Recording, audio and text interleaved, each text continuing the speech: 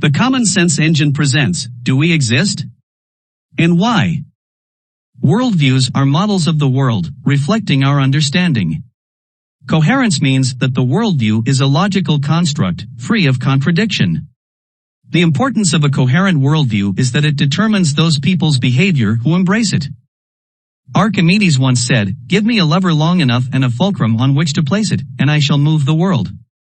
Coherent worldviews leverage axioms or unprovable assumptions that are generally accepted. Due to the butterfly effect, even minor variations of the postulates may lead to significantly different outcomes. One of the beautiful aspects of our thought process is the mystery of these assumptions.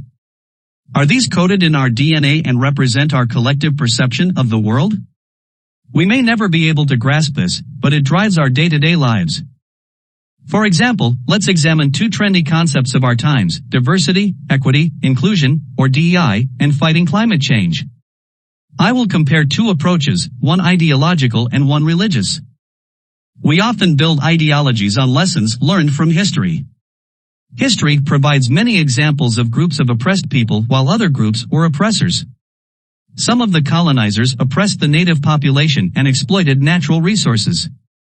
To prevent that from reoccurring in the future, we should provide social justice by involving oppressed groups in diverse, fair, sustainable decision-making.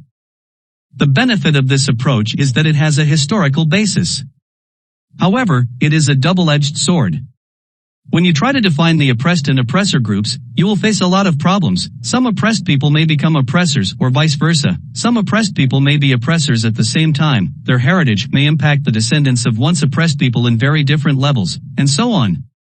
So, even with the best intentions, you can divide people, create hate, or even push people to tolerate unacceptable things.